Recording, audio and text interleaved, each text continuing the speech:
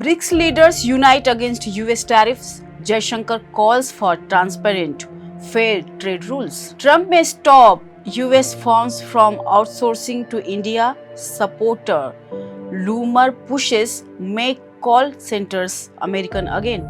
Zelensky demands wider penalties, says India's oil trade helps fund Russia's war. Trump aide Navarro targets India on oil trade. Musk defends ex-fact check, calls out double standards. Namaskar, welcome to Habis. I'm Sashira. You are watching Business Talk.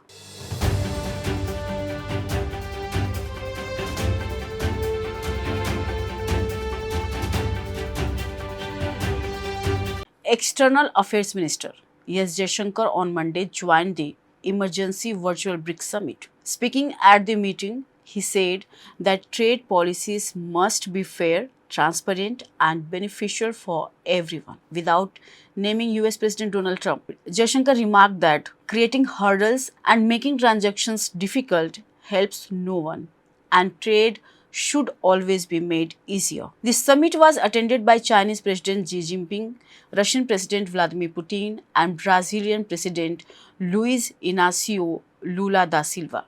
Earlier, there was speculation that Prime Minister Narendra Modi would also join. The meeting focused on challenges arising from America's tariff policies, under which India and Brazil face duties of up to 50%. Xi Jinping called on BRICS nations to stay united against US trade restrictions. He said trade wars and tariff wars launched by some countries hurt the world economy and weaken global rules. India will take over the BRICS chairmanship from Brazil in January 2026 and will host the 18th BRICS summit that year.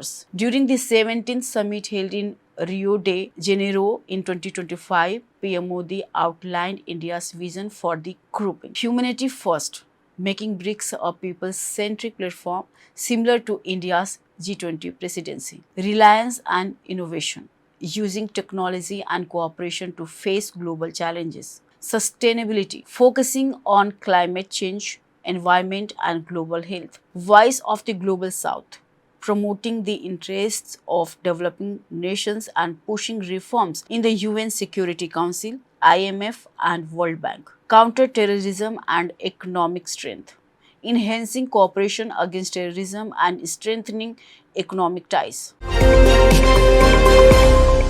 After raising tariffs on India to 50%, US President Donald Trump is now considering steps to stop American IT companies from outsourcing work to countries like India. The claim was made by Laura Loomer, an American activist and close supporter of Trump. In a social media post, Loomer wrote, "This means you won't have to praise two for English anymore. Let's make call centers American again." Her comment was aimed at Indian call centers where US companies get customer support done at a lower cost. She gave the slogan, "Make call centers American again." Many big American tech companies such as Microsoft, Google, Amazon, IBM, Cisco, and Oracle have offices in India. They run development centers, research hubs, and call centers, outsourcing a large share of their work to India.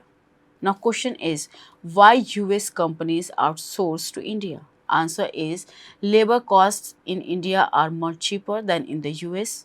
India produces millions of engineers and tech graduates every year, and companies like TCS, Infosys, and Wipro are trusted global players. Recently, Trump's advisor suggested new tariffs on outsourcing and remote workers. If that happens, India's $283 billion IT industry, heavily dependent on the US, could face major losses. It may also reduce job opportunities for Indian professionals. Earlier, Trump made a controversial statement against India.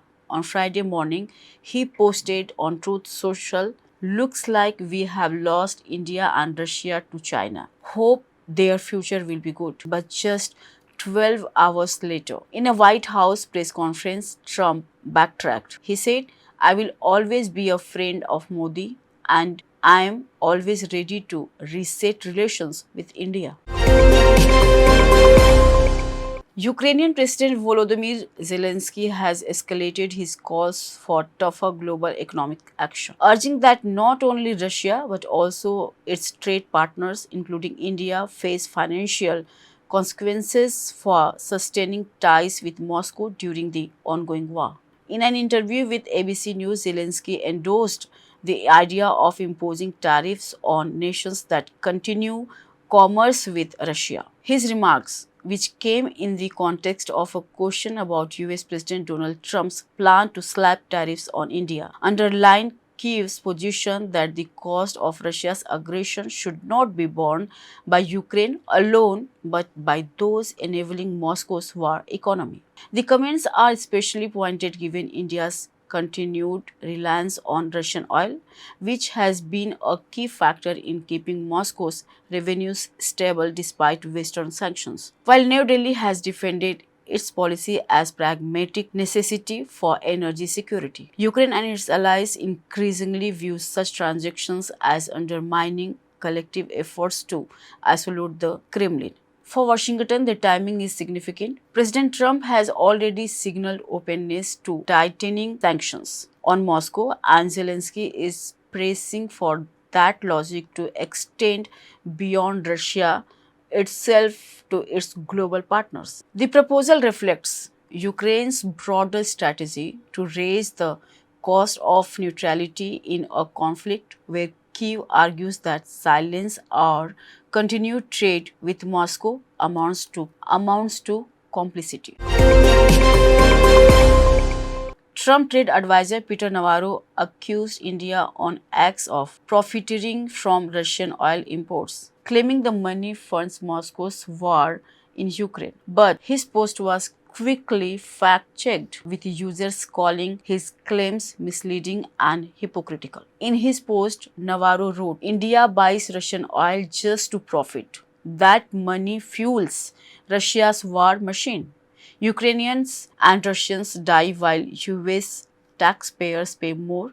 India hides behind spin." X-Fact checked clarified that India's oil purchases are for energy security and do not break sanctions. It also noted that while India has tariffs, the US enjoys a trade surplus in services. The note further pointed out that America itself continues to import Russian goods like uranium, exposing a double standard. Navarro dismissed the fact check as crap and accused Elon Musk for allowing propaganda on his platform. He also argued that India never bought Russian oil before the Ukraine war and accused New Delhi of running a spin machine to profit from the conflict. Elon Musk replied that X community node system corrects everyone equally, regardless of position.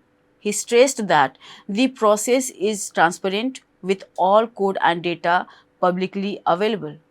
This is not Navarro's first attack on India. He has previously called the country a laundromat for Kremlin over its oil trade. His latest remarks come as the Trump administration raised tariffs on Indian imports to 50%. Even so, Trump later clarified that India and the US still share a special relationship. Thanks for watching. Keep watching Habis. Namaskar.